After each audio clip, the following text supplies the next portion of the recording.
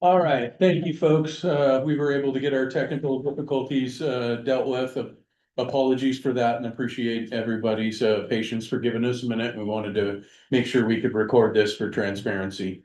So with that, let's go ahead and jump into the meeting etiquette and guidelines. Barb, you want to go through that real quick? Sure.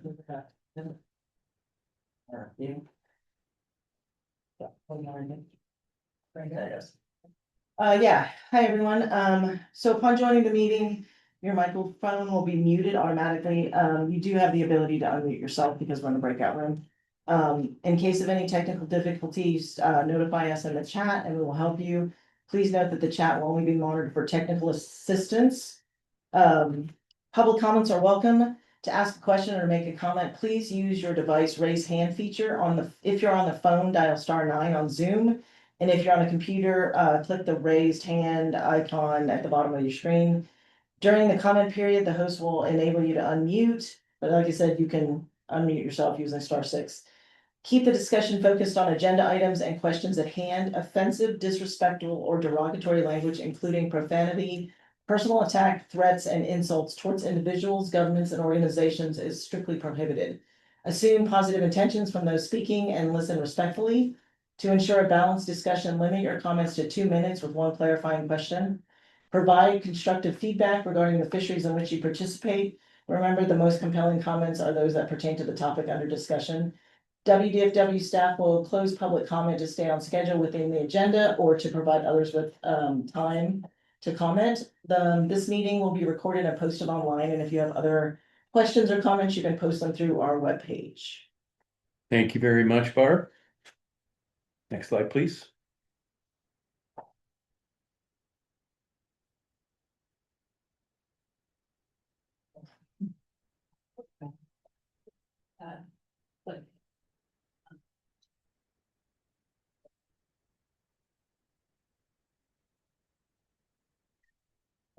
All right, thank you, everyone. This is the 2026 Coastal Salmon Fisheries Breakout Session. The first one we've ever tried to do here at the North of Falcon 2 meeting. So appreciate everybody taking time away from their lives and families and work to spend some time here with us this afternoon and provide us your thoughts on fisheries for the upcoming season. Next slide, please. Oh, you're already there. The agenda for the breakout today, we'll do some quick introductions. We'll run through the purpose of the meeting real quick. Then I will turn it over to the district biologist who will cover the management objective, initial proposals, and then the majority of time will be left to hear from you all and take your feedback on what we presented here today. So next slide, please. Staff introductions. My name is Chad Herring. I am the Region 6 Fish Program Manager. I've been in the position for just about a year and a half now. And with me, I've got a variety of coastal staff. And I'll start with our fishery monitoring program. Barb, do you want to introduce yourself and your team? Yeah, hi, I'm Barbara McClellan. I'm the coastal fishery biologist lead. I'm responsible for all of the commercial fishery monitoring and the recreational fishery monitoring on the coast from Willowputtock North Coast. Under me, I have Hannah Mayberry. She is the North Coast criobiologist. She deals with North Coast fisheries, wheat, squanault, poe, and quileute. And then I also have Jana Golding, who is the coastal fishery biologist. She helps me with the commercial and recreational fisheries in Willowputtock Grace Harbor. Great. Aaron? Hey, I'm Dr. Erin Woodcop. I'm the South Coast District Fish Biologist working on the Willapa Bay fisheries, commercial and recreational. And under me is Nick Van Buskirk. He's the stock assessment biologist for Willapa Bay, working on our escapement estimates and spawning ground surveys. Wow. Morning, everyone. I'm Lyle Jennings. I'm the Mid-Coast fish biologist. I am from Grace Harbor. My area is Grace Harbor up to the Clearwater. I am joined today by one of my area biologists, Kim Fickler Barnes, and we have two other area biologists that are not here today, Amy Edwards and Leah Rowan. Go ahead and kick it over to the North Coast with Catherine Sutton. Good morning. My name is Catherine Sutton. I'm the district fish biologist for the North Coast and Strait of Montefeuca. And I have two fantastic area bios under me, Heidi Connor, who is the Strait of Fuca area biologist, who's here today, as well as Calvin Stokes, who is our North Coast area biologist. All right, thanks, everyone. Next slide, please. So just to orient everybody to the discussion here today and what we're planning on focusing here today. As I said, we'll turn the discussion over here. They'll go through the fishery concerns by their management area at this kind of stage in the process. We'll discuss our initial proposals that we've got here, also sharing those with our co-managers as well. And then, as I said, the majority of time will be held to hear suggestions from the public on upcoming 2026 coastal salmon seasons. So with that, I'll turn it over to Catherine, who will start going through the North Coast. Thanks, Chad. So I'm going to give an overview of the North Coast, which includes the Hoh and Puyallup rivers. Next slide, please. So just to orient folks to our management objectives in those two systems. And the Puyallup River, spring, summer, Chinook, we have a WDFW guideline, which is our management objective of 1,200 fish to return to the spawning grounds. Summer coho, we also have a WDFW guideline of 900 to 1,200 fish to the spawning grounds. Fall Chinook, we have a co-manager escapement goal of 3,000 or 60% of the run. Fall coho, that escapement goal is 6,300 to 15,800. Switching over to the Hoh River, spring, summer Chinook, we have a co-manager escapement goal of 900 or 69% of the run size. Fall Chinook, that escapement goal is 1,200 or 60% of the run size, and fall coho, our escapement goal is 2,000 to 5,000 fish.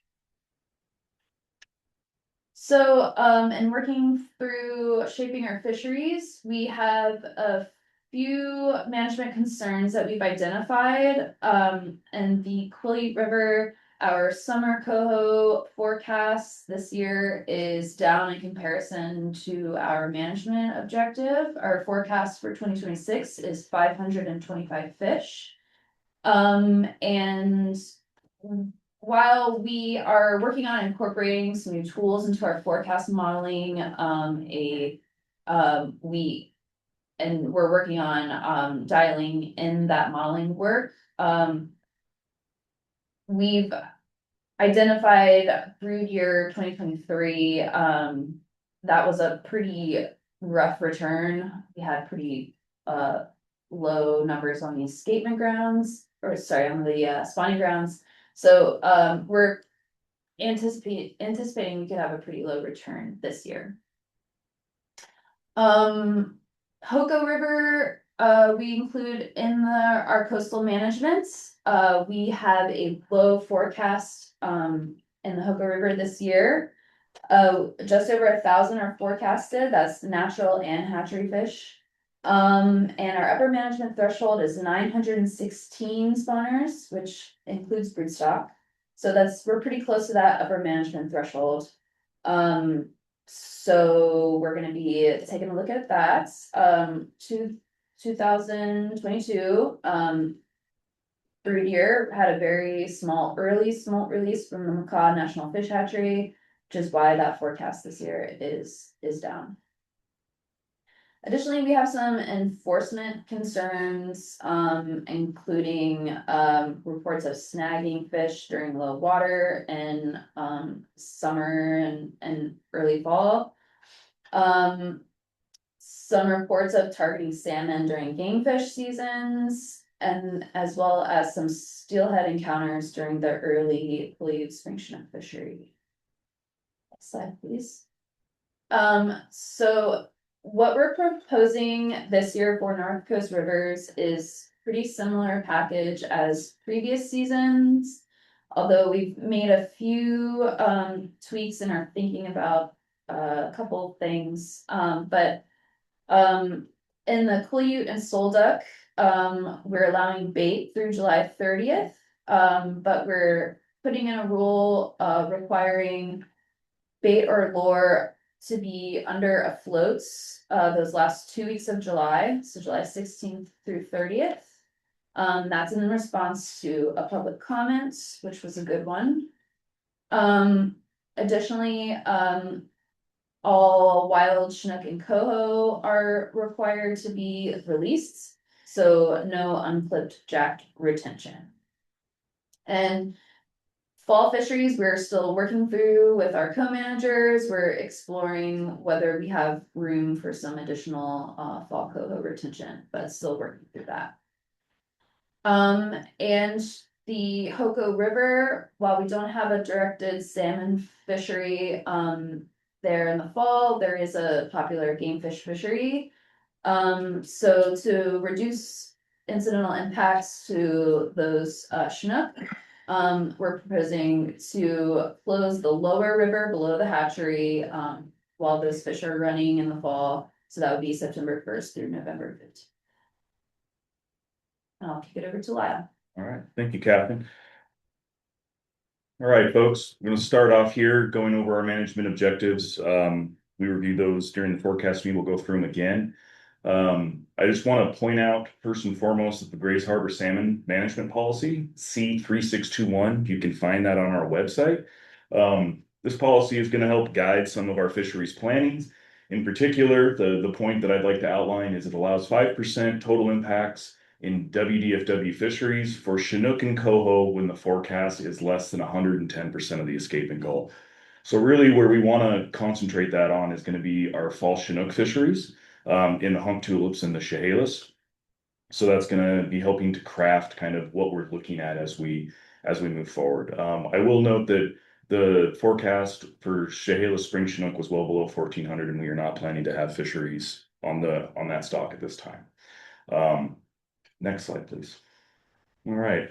So some kind of general proposals here that we've heard so far. We've heard a two-pole proposal for Marine Area 22, East Gray Harbor. We're looking at some new catch record codes for the Hump Tulips Bay and the Chehalis River from the mouth to Highway 107 bridge. We've also heard bobber only in sections of the lower Hump Tulips. And also closing sections of the hump tulips, and that's going to be in response to some of our concerns here as we come into the hump tulips hatchery broodstock concerns. So in 22, 23, and 24, we did not achieve our hatchery broodstock goals. So resulting in releases that were below what we were hoping for. We are seeing the returns on those fish this year in 26. So we're seeing our 4-year-old and 3-year-old fish for 22 and 23 returning on those below normal releases. So we're seeing significantly less, or we're forecasting less hatchery Chinook in the hump tulips than what we would normally see.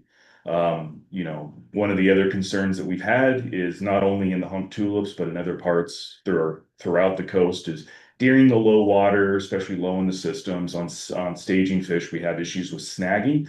We are also experiencing some problems with targeting salmon during game fish seasons prior to the salmon openers. In particular on the Satsop, that's been a consistent issue.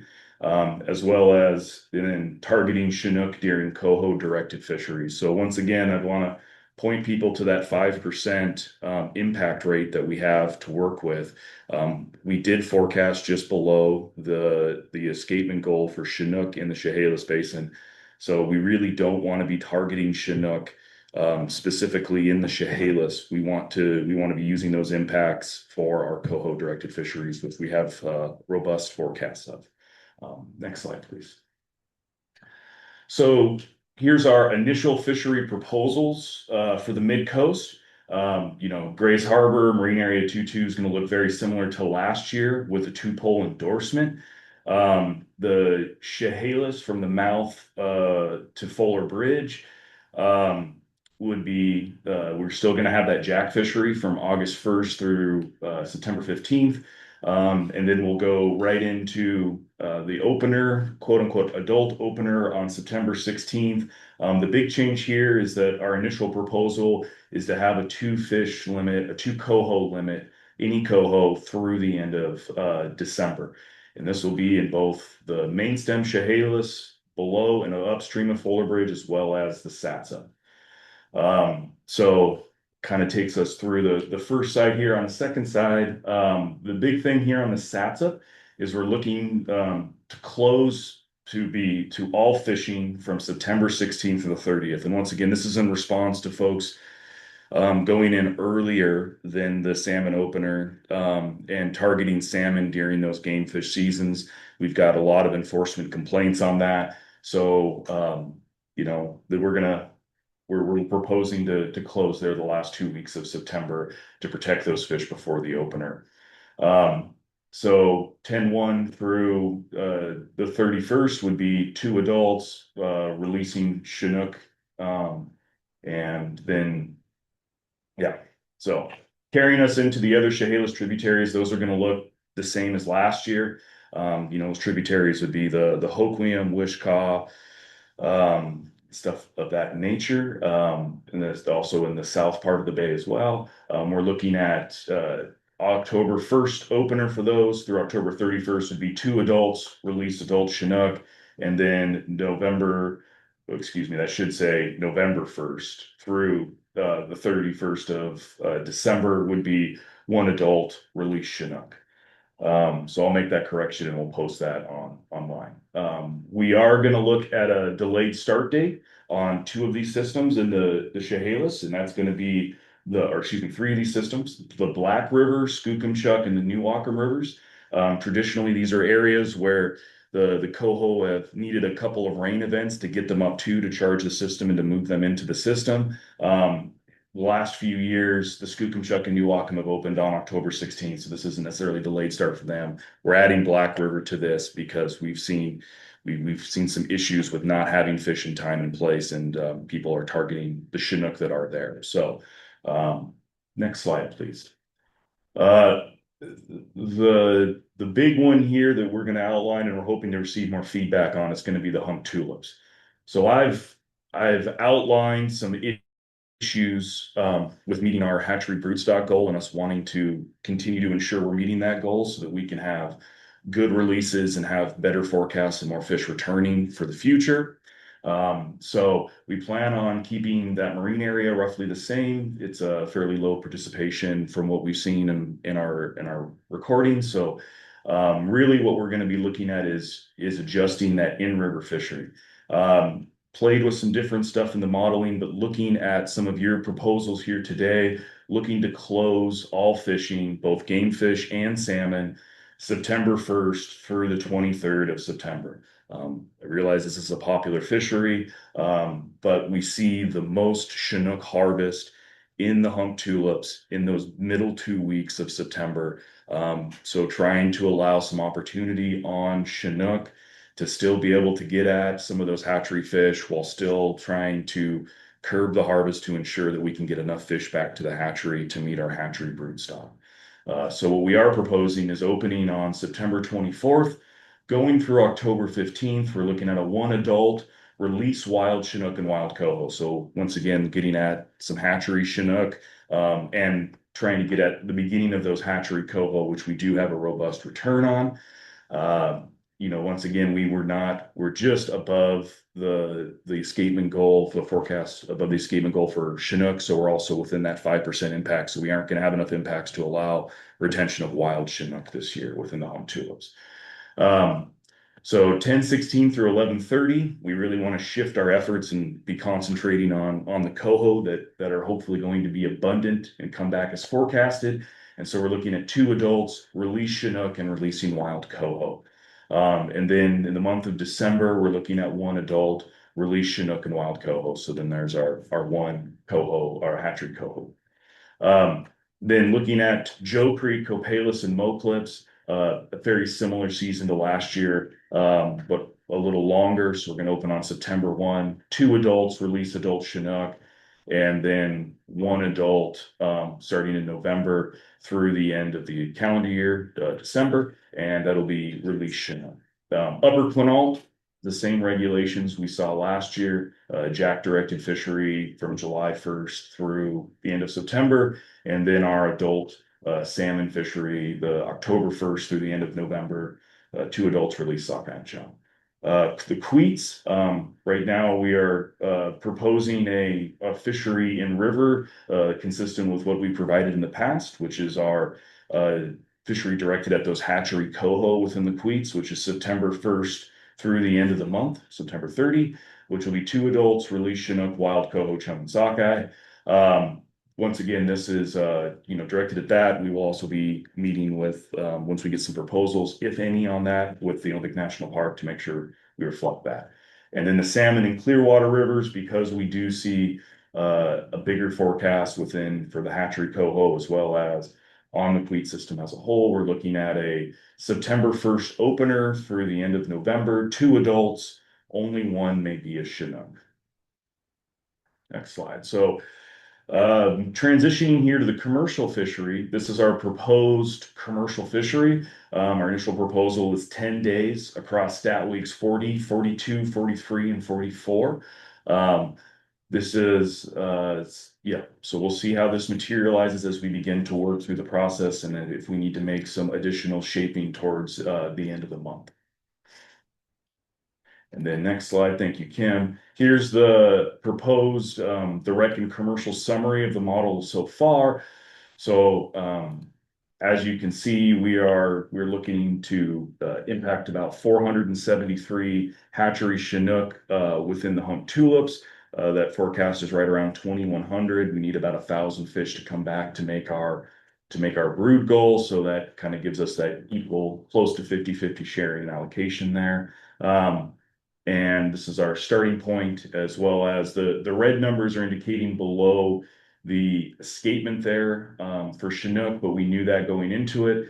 We are within our WDFW managed fisheries within our 5% allocation per the policy.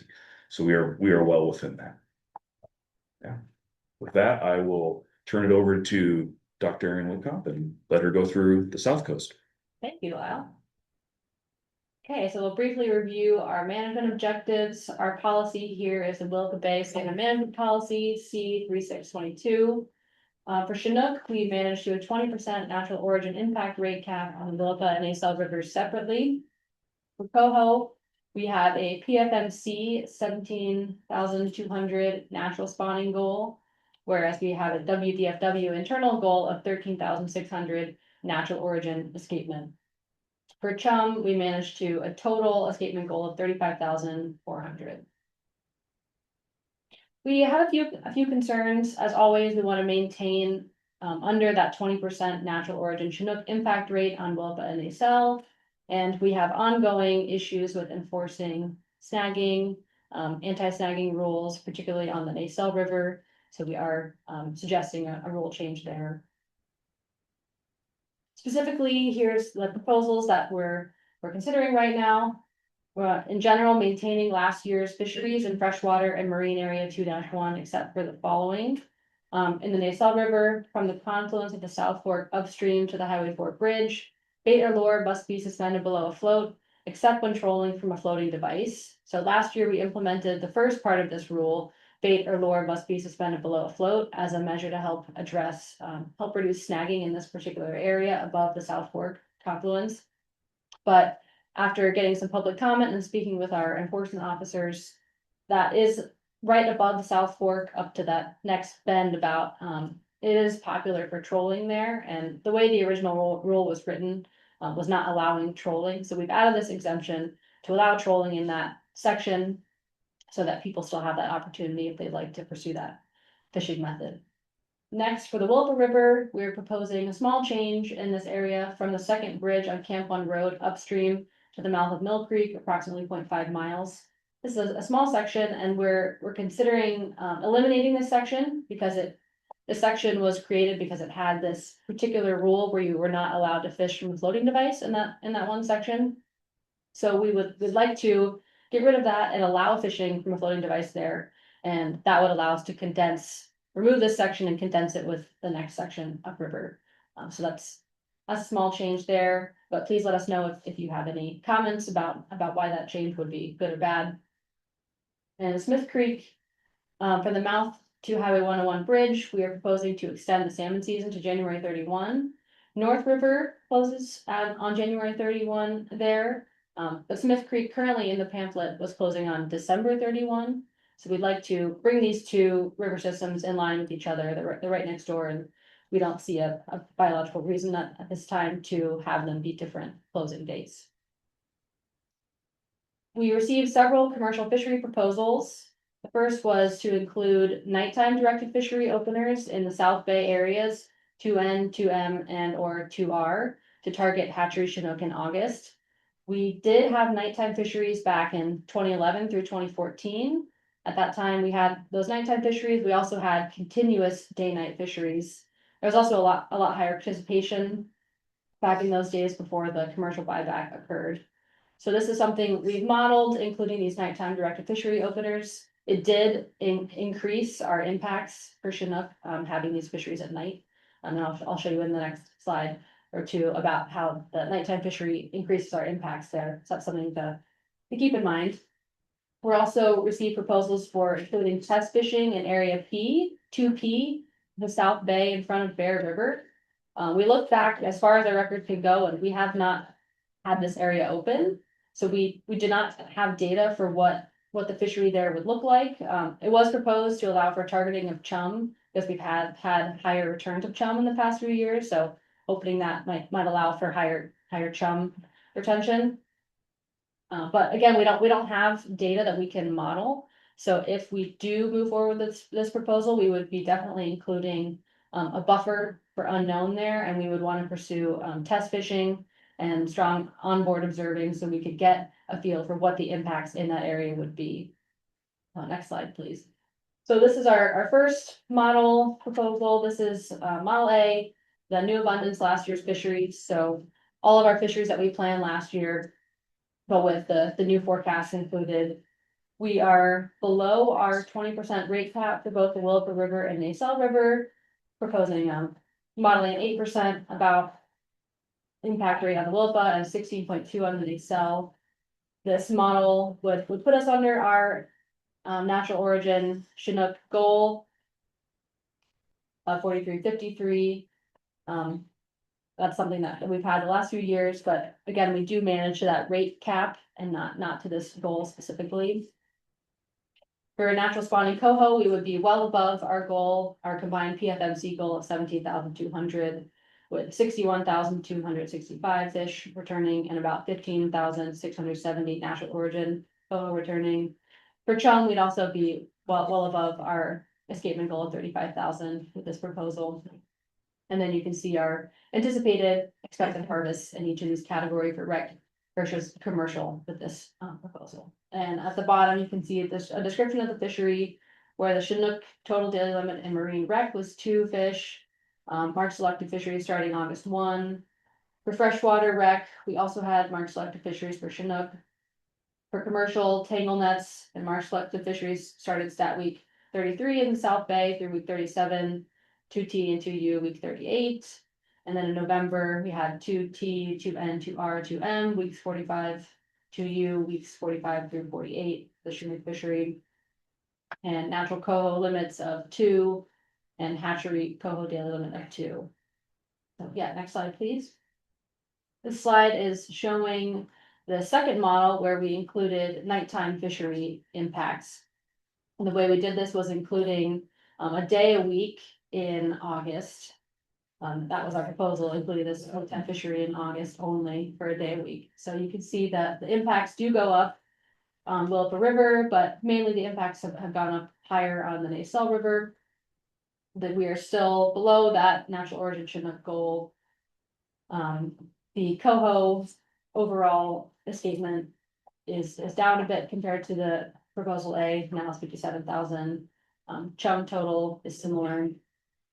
And then at the bottom, you can see how we have added in that night fishing line, and then the area 2P proposing to open 1 day a week, October, with limited test fishing to get at chum.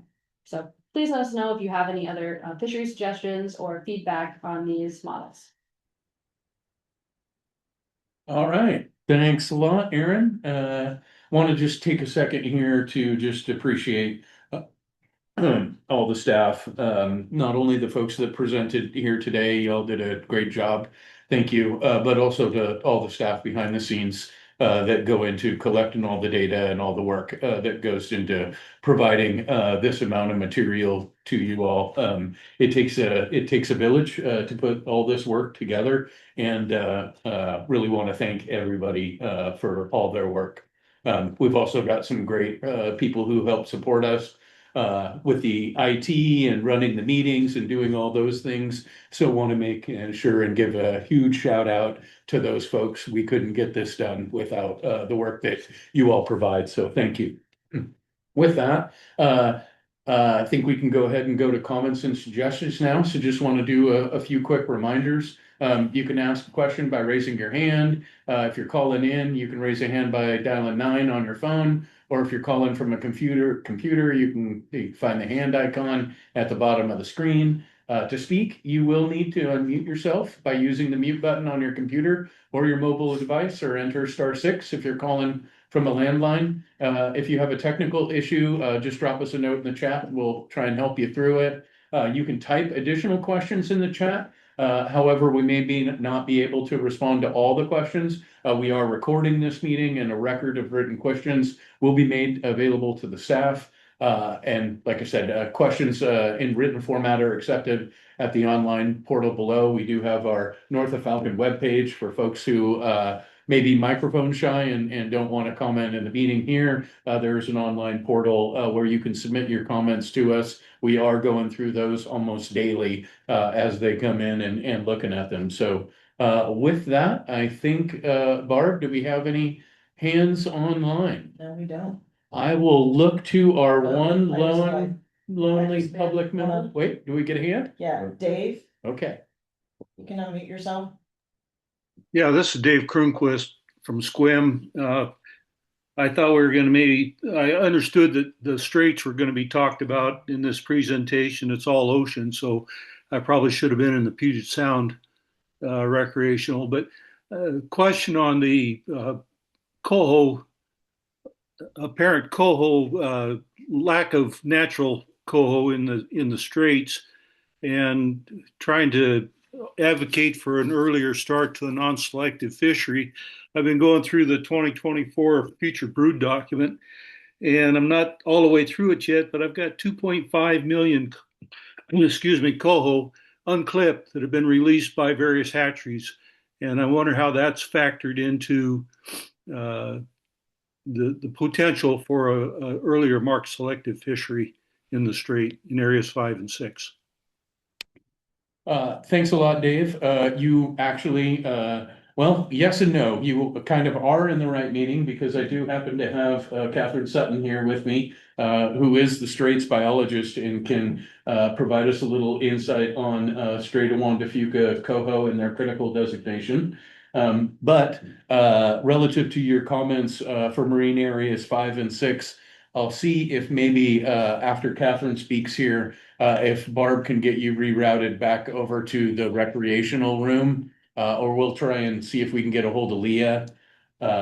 If we can send somebody over to get a hold of Leah and have you move back into that room so you can provide those comments. We will definitely jot them down, Dave, and make sure and share them with our Puget Sound team in case we have technical issues switching you back over. So go ahead.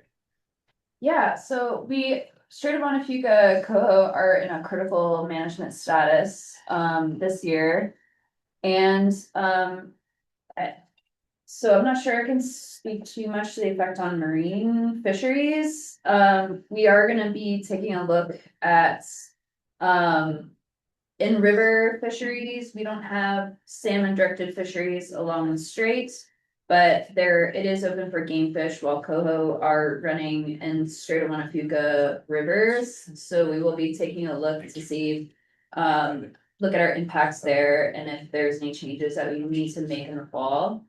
But I think there's some folks in the Puget Sound rec room that can probably better speak to your question on the effect on marine fisheries. So I'm sorry, I can't do that for you here in this room. Okay, well, thank you. And yeah, if you can get me over to Puget Sound, I'd appreciate it.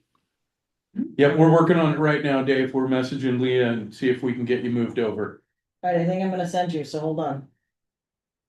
Let us know if it doesn't work.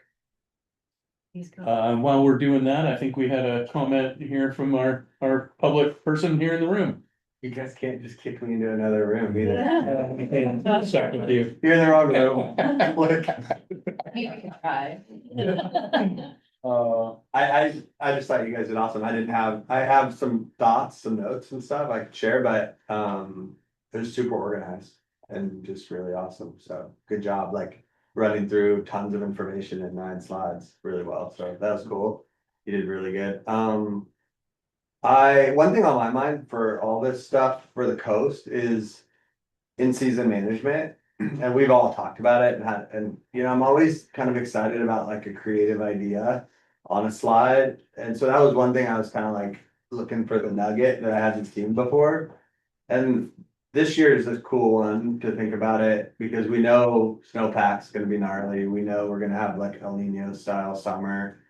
And so I think about like the season we move forward with is really well designed, but it'll look different. It just will. We know you guys are gonna be on your toes and like changing dials as you need to. And when the postseason happens, we're gonna look back and be like, Fish and Wildlife did a super good job of like pivoting, because it like we've seen a decade of just pivoting.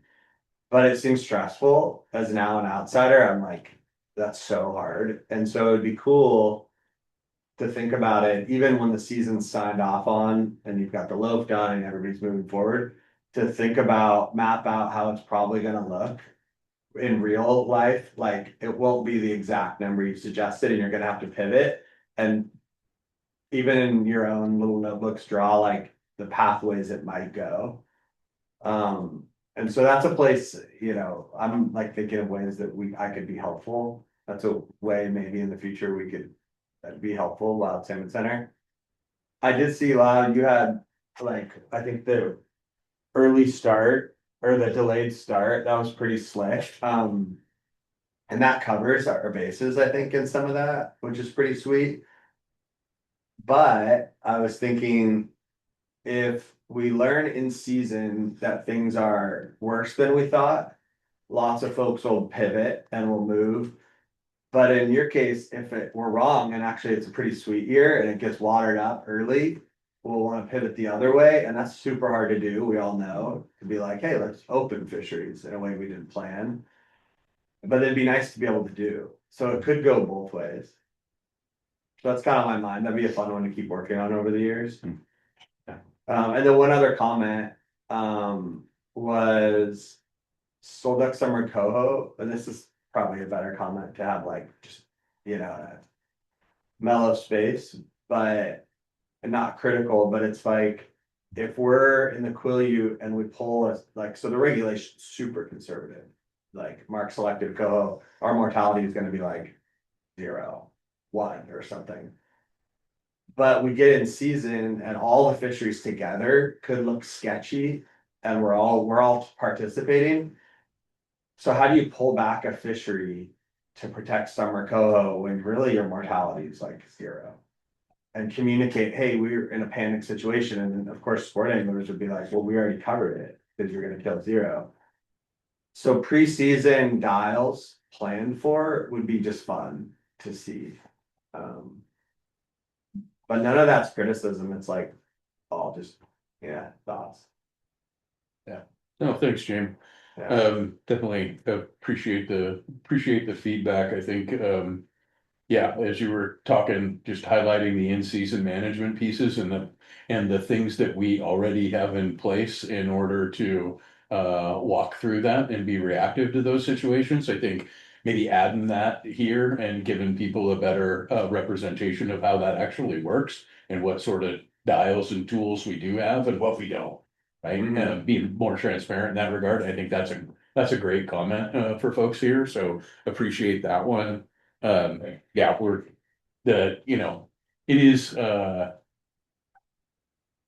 given the past environmental conditions and what we've all experienced since we went into the blob year, and I use that blob year and kind of COVID as some of these benchmark moments, right, where there was how things were done before those times and how things were done after those times. And really for me, coastal fisheries management, it was that blob. That was a big piece and changed a lot of stuff that occurred out here. It's really not, I mean, it's hard for us to pass the red face test and say it's low flows in August and September, and those are totally unaccounted for situations that we should have never thought about. The reality is how I think about this is we should already be talking about that right now with our co-managers as we're, because those things have been occurring. And so they shouldn't be, in other words, there shouldn't be emergency situations for us. They should be contingency plans that we're already laying in place. So totally appreciate your comment. How do you do that in this North of Falcon arena where things are based around model inputs and whether you do meet a trigger or don't meet a trigger is hard to figure out those multiple pathways. But I think where the rubber really meets the road, like you described, is in season and having those conversations with the co-managers. I know in the conversations we've already had North Coast, we've already been talking about like this is likely to be a rough water year. Mhm. You know, we're doing this stuff now, and like you said, we're putting pretty conservative fisheries on the table based on forecasts. But the one piece we don't have right now is what are those rivers gonna look like? What's the temperature gonna be? What's the water flows? All those things we don't have right now. So we'll just, you know, have to rely on those in-season processes to do that and make sure we communicate with the public and everybody else when we start to see those concerns and how those things shape up. Some of this stuff will be dictated to us in terms of drought declarations and other things that will kick in a set of actions or people starting to look at stuff. But I think, you know, overall, yeah. But I'm really confident if people call me and they're like, what are they even doing over there? The answer is like, we're doing a lot. It's stressful and so I'm really confident in the team's gonna get it right. Yeah. Just how to make it efficient. So it's not just like super hard work in season. What I guess so that's thanks for all that feedback. And again, just you guys, I think are crushing it. And last thing, I guess I had a question, Catherine, we can answer it later, but I just don't remember for the Quileute, it says like last year's fisheries, and then there's the bait through July. I don't remember how that interfaces with the April closure. We could open the pamphlet and stuff, but it's just, I don't remember in my head, like April on the Quileute. It's sort of closed for steelhead, so the fishery starts May 1. Is that how that works? May went on Quileute and Solduck. Yeah, okay, cool. And then the change was July 16th, we went to selective gear rules. But we're changing that a little because folks were tempted with their gear to snag fish. So the changes are an attempt to make that harder. Cool. Yeah, that makes sense. And just like some of the stuff like with Lyle referencing the mid-coast streams, moving some of those coho openers back just because the coho aren't there anymore historically like they used to be on those dates. Seeing the same thing in the spring Chinook fishery where they're available a little longer and so we're trying to allow that spring Chinook opportunity but still be mindful of the other things that are in there and some of the snagging concerns that we have at the same time, low flows and whatnot. So kind of packaged all that together. And folks probably get it in Grace Harbor, right? It's like those pushing those back. Everybody's just high-fiving, saying, yeah, the right thing to do. I do have a question, everyone. Oh, okay. Cody, you can unmute yourself. Hi, yeah. Name's Cody Jeffries. I'm a more of a Columbia Basin fisherman. Can you guys hear me? We can. My question is, since we have some biologists here and stuff like that, some of the interesting things I've heard about on the river, and I know this is the coastal meeting, but I figured I got the time to ask the question. Can you guys talk about the impact of like the Thule run and how that affects the numbers in the Columbia River? And also from before the breakout rooms, there was a comment, one of the fishermen said that you guys would be discussing the BTR, and I was curious on what that was and if I missed that earlier in the discussion. Yeah, no, thanks, Cody. On the first question, I don't have anybody here in the room who can break down Thule and Thule abundance and how it affects Lower Columbia River fisheries. Sorry. That's okay. part of I'll be the, at the yeah. Columbia meeting on the 2nd as well. Yeah, no, and Ryan Lothrop and those folks should be able to help you at that Ridgefield meeting. That's the one I was gonna point you to. I believe that's next week or this week, Thursday, right? Yeah, Thursday. On the second question, the VTRs, what those are voluntary trip reporting forms. They're just a way for folks to be able to help provide us with information on encounters and harvest relative to their fisheries. They are incorporated as part of our estimation process pre-season to help, understand postseason what the effect of our fisheries were on stocks of concern as well as planning for future fisheries. Lyle, do you have anything you want to add to that? Yeah, so the VTRs are pretty important for areas that we don't have, in specifically speaking to Puget Sound, in areas we don't have test fishing, so that we can get at some of the encounter information of what folks are encountering within those fisheries, because we are looking at sublegals, the categories there being legal marked, unlegal, or excuse me, legal unmarked, sublegal marked and sublegal unmarked. And so getting the categories on getting kind of a tally at the end of the day for that VTR is really important as we begin to do those end of season reports. So submitting that stuff is also very important. It can also get included within the test fishing data when they do the analysis at the end of the season. So really that's kind of geared more towards Puget Sound and those fisheries for those voluntary trip reports as well. I think the coast or the ocean has one as well, but that they have one in Willapa as well. Perfect. But really, I think that comment was more geared towards the Puget Sound fisheries. Thanks, Cody. Another comment. Brandon, can you unmute yourself? Can I unmute you? Number two.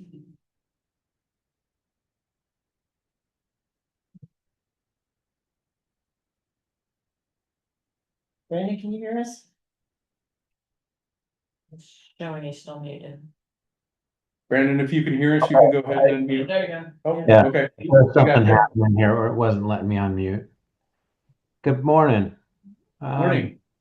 Yeah, I'm Brandon Sampson. I'm out of Port Angeles. I'm a recreational subsistence and previous commercial angler.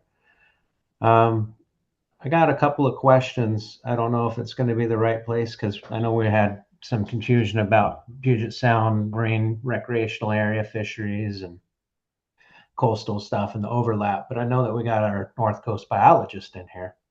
So I got a couple of questions pertaining to closure areas. The first one is the Port Angeles Harbor, July 1st through August 15th closure. What is the biological significance of closing that area? Yeah. Sorry, Brandon. We don't have anybody in the room here who's specific or subject matter experts on Puget Sound marine area fisheries. This is a breakout for coastal freshwater, and apologies for the confusion there. What I'm doing is looking over at my support here and seeing if they can move you back into the Puget Sound recreational breakout, and they should be able to address your question over there. Okay. Is it Catherine that is the North Coast? Yeah. Does she have to do with the Olympic Peninsula as far Yes. as Elwha, Dungeness and stuff like that? Yes. Do you know of any significance for the Port Angeles Harbor closure? How having that fishery open might impact any of those runs biologically? Yeah, so my area of expertise, I will say, is the in-river fisheries and returns to the Dungeness and Elwha rivers. And so Elwha is managed for recovery. And so I think the folks over in the Puget Sound Rec are gonna have better answers for you as far as the marine area closure. Okay. And I can answer any questions you might have about the. Okay. endeavor. I do have a couple of questions. Are the Chinook from the Elwha and or the Dungeness, are they being fin clipped while we're dealing with recovery? Yes, portion of Elwha River Chinook are clipped. Do you know what proportion that is? I mean, do you have that? I I don't think we have that number right off the top of our head, Brandon, but we can definitely circle up and get it to you at a later date. Okay. Dungeness River fish, are those not being clipped at all? those fish are not clipped. Okay. Are they being hatchery reared for Chinook in the Dungeness? I'm sorry, Yes, I'm not. there is a hatchery program for Chinook in the Dungeness, yes. Okay. Is that run by the state or is that another entity? That's a DFW hatchery program. Okay, that's what I thought. So those fish are not marked, correct? Those fish are not marked, yes, Okay. that's a small That- program in the Dungeness River. Thank you. That helps give me a little bit more info to better ask the question, I guess, to the Puget Sound group. I did have one more question for you guys as it pertains to Area 1 through 4 ocean fisheries. But it seems like there's a lot of concern with increase of pinniped predation on a lot of the coastal, the Columbia, the Cowlitz, potentially the Willapot. How much is that being taken in account and impacting modifications on harvest allocations for the tribal, the commercial, and the recreational? Are you guys making adjustments to allocations out in the marine areas to account for that type of predation? I wouldn't say we're making changes to allocations in the marine areas for that predation that's occurring. I think what we do here on the coast, mostly our modeling here is we have terminal area management models, and for both our recreational and commercial fisheries, treaty and non-treaty, there are some drop off, drop out, what we call FRIM, an fun acronym for everybody. It means fishery related incidental mortality. So there are rates that go on to some of our modeling to account for that additional mortality that we know is occurring. Are those rates perfect? No, they're absolutely not. There are our best information at the time about what additional mortality is occurring, like I said, related to our fishery activities. So the answer to the question is yes. There is some accounting for that does occur in the modeling, just not in the way that you describe Okay. in terms of buffering marine areas out in front. Yeah. All right. Yeah, that was just a matter of curiosity for me. No You worries. know, thank you for the input and for humoring my questions here. I'll be happy to move over into the lion's den of the Puget Sound area, which I expect it to be right now. Okay, hold on, Brandon. Thank you. Bart, moving you right now. Thank you, Brandon. Oh, Cody, do you have another question?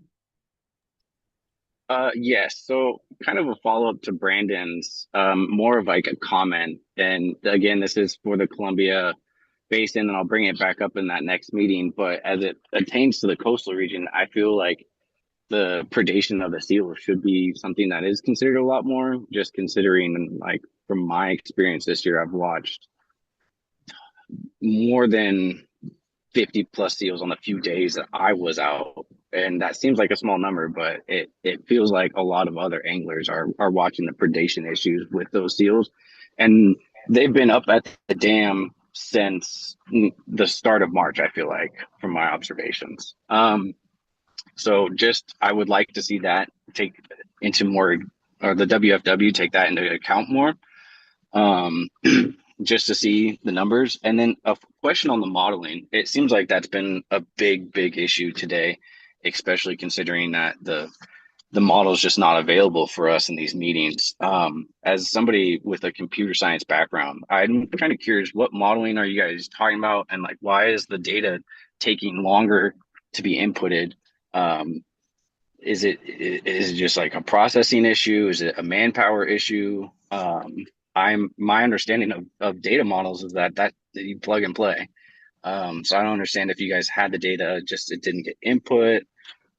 Because we're also experiencing issues with like delays in fish counts. Like it's a 2 day delay on the Bonneville count, and nobody understands why. And as fishermen, we just feel you know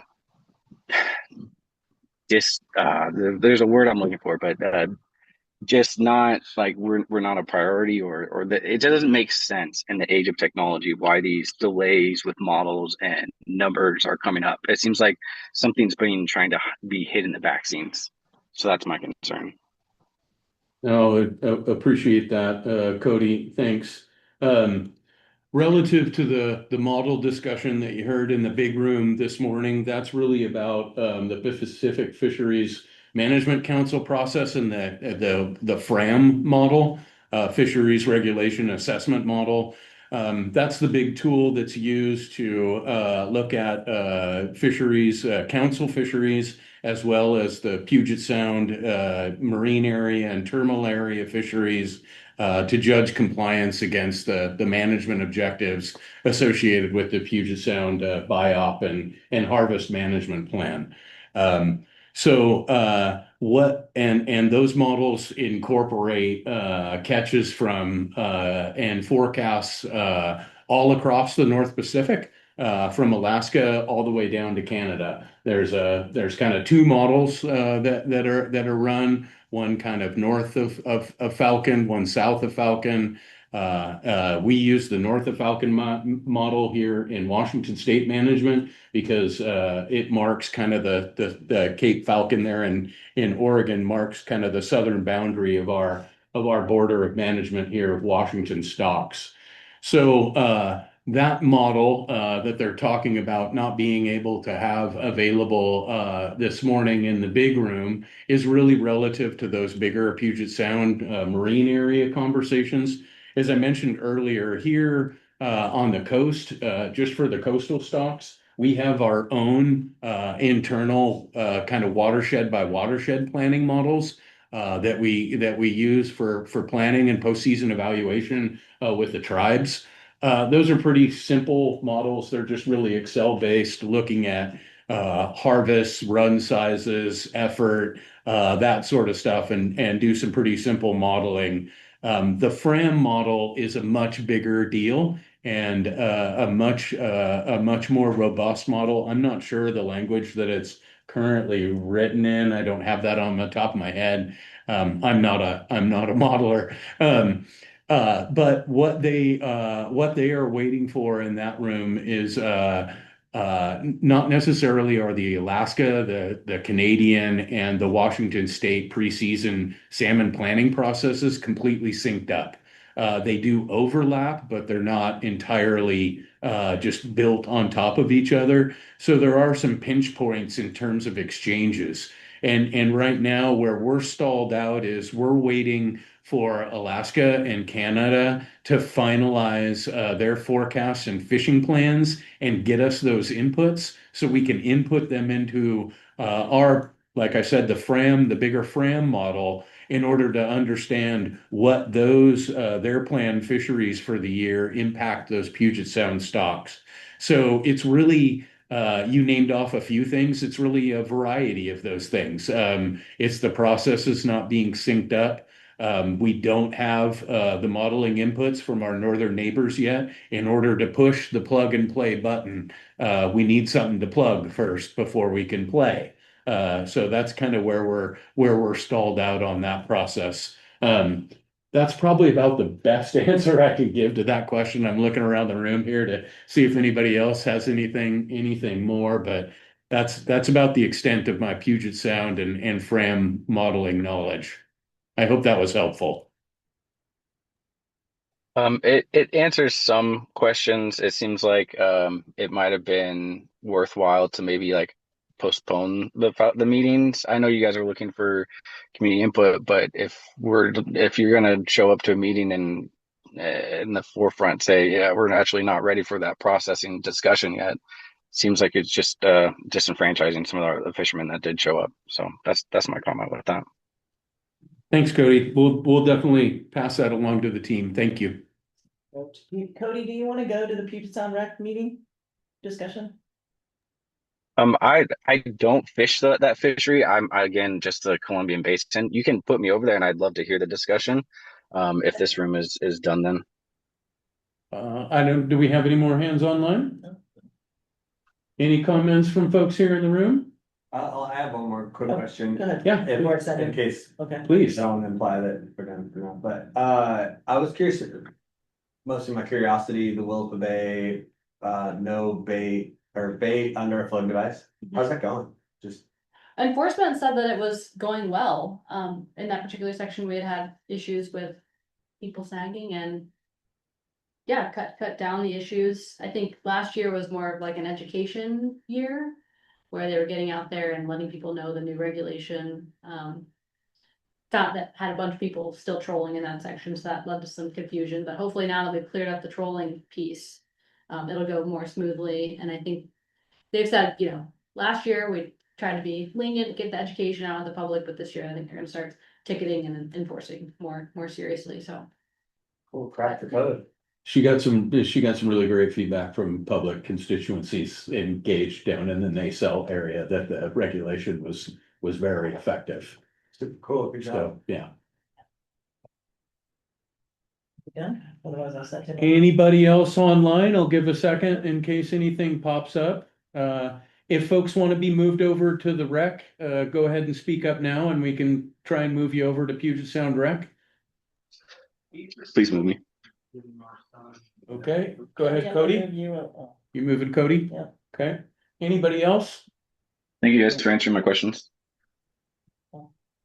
What's that? I'm Calvin instead. Oh, wait. Oh, whoops. Sorry, Calvin.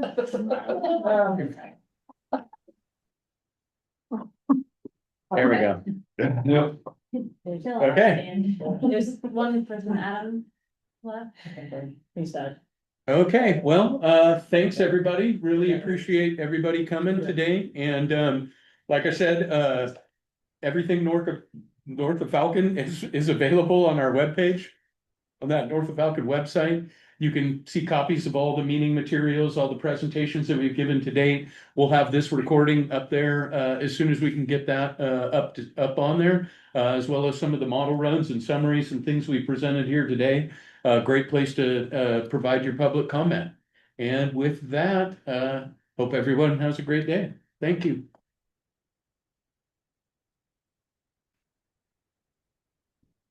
You know, leave the room.